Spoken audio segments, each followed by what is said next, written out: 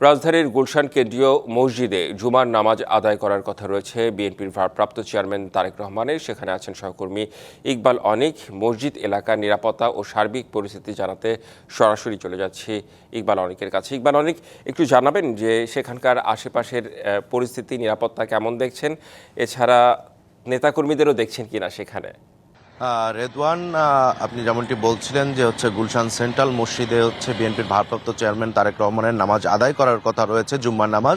কিন্তু এখন পর্যন্ত এই মসজিদে আমরা যে কর্তৃপক্ষ রয়েছে তাদের কাছ থেকে কথা বলে এখন পর্যন্ত জানতে পারিনি যে এই মসজিদেই নামাজ আদায় করবেন কিনা। তবে তারা ধারণা করা যাচ্ছে তিনি হয়তোবা এই মসজিদে নামাজ আদায় করতে পারেন। এখন পর্যন্ত আমরা যদি বিএনপির ভারপ্রাপ্ত চেয়ারম্যান তারেক রহমান এই মসজিদে যদি নামাজ আদায় করেন তাহলে এই নিরাপত্তা বাড়ানোর কথা রয়েছে, কিন্তু এখন পর্যন্ত আমরা সেই বিষয়টি দেখতে পারিনি। যেহেতু এই গুলশান এলাকায় আরো বেশ কয়েকটি মসজিদ রয়েছে, হয়তোবা তিনি 196 বাসার পাশে গুলশান সোসাইটি মসজিদ রয়েছে সেখানেও নামাজ আদায় করতে পারেন, বা গুলশানে যে সেন্ট্রাল মসজিদ রয়েছেন সেখানেও নামাজ আদায় করতে পারেন। এর আগে যদি একটু বলে রাখি যে গতকাল 17 বছরের নির্বাসিত প্রবাস জীবন শেষে কিন্তু গতকালকে বিএনপির ভারপ্রাপ্ত চেয়ারম্যান দেশে ফিরেছেন, এবং তিনি দেশে ফেরার পর প্রথম কিন্তু এয়ারপোর্ট থেকে 300 ফিটের গণসংবর্ধনা অনুষ্ঠানে আসেন। সেখান থেকে তিনি তার অসুস্থ মা বিএনপির চেয়ারপারসন বেগম খালেদা জিয়াকে দেখে কিন্তু তারপর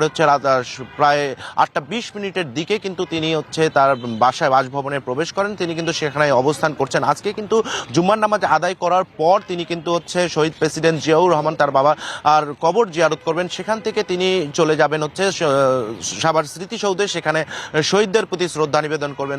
এই মুহূর্তে আমার কাছে যতটুকু তথ্য রয়েছে এখন পর্যন্ত আজাদ মসজিদে নামাজ পড়বেন কিনা বা গুলশান সোসাইটি মসজিদে নামাজ আদায় করবেন সেই বিষয়টি এখন পর্যন্ত জানা যায়নি, বা এখানে কোনো বাড়তি নিরাপত্তা, তিনি যদি এখানে নামাজ পড়েন তাহলে যে বাড়তি যে নিরাপত্তার বিষয়টি রয়েছে সেটিও কিন্তু আমরা লক্ষ্য করিনি। তো রেদওয়ান, এই ছিল আমার কাছে সবশেষ তথ্য।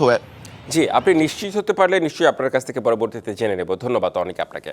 জুমার নামাজের পর বাবার কবর জিয়ারত করতে যাবেন বিএনপির ভারপ্রাপ্ত চেয়ারম্যান তারেক রহমান। তার আগমন উপলক্ষে শহীদ রাষ্ট্রপতি জিয়াউর রহমানের সমাধিস্থলে নেওয়া হয়েছে বাড়তি নিরাপত্তা। সে খবর জানাতেই সরাসরি যুক্ত হচ্ছেন সহকর্মী আনোয়ার হোসেন। আনোয়ার, সেখানকার নিরাপত্তা ব্যবস্থা কেমন দেখছেন? নেতাকর্মীরা ভিড় করছে কিনা, সামগ্রিক পরিস্থিতি জানাবেন আমাদের।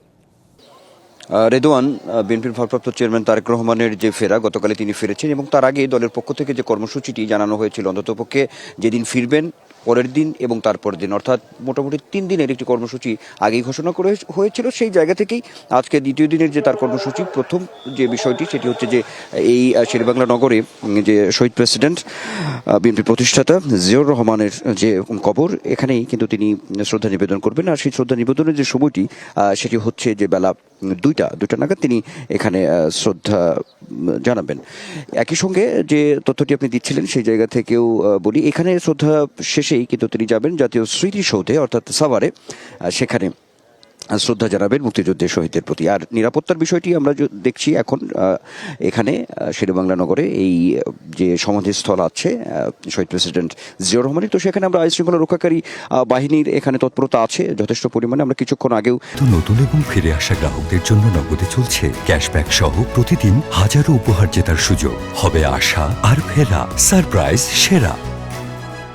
আমরা দেখেছি যে র্যাবের বেশ কিছু সদস্য এখানে তারা ছিলেন, দেখেছি আইনশৃঙ্খলা তৎপরতা তদারকির যে জায়গাটি সেটি আমরা দেখেছি। আর একটি নিশ্চয়ই দেখতে পাচ্ছেন যে এই যে সমাধিস্থল যে প্রাঙ্গণটি আছে, এখানেও কিন্তু ধোয়া মোছার যে কাজ, সেই কাজটি কিন্তু এখন পর্যন্ত অব্যাহত আছে। একই সঙ্গে আমরা এটাও দেখেছি যে সকাল থেকে কোরআন তেলাওয়াত আমরা দেখেছি, সেটিও একটু অব্যাহত ছিল। আরেকটি তথ্য একটু জানিয়ে রাখি যে বিএনপির পক্ষ থেকেও আজকের যে জুমার দিন, যে কারণে একটি বিশেষ দোয়া আয়োজনও কিন্তু করা হয়েছে বিএনপি অসহযোগী সংগঠনের পক্ষ থেকে।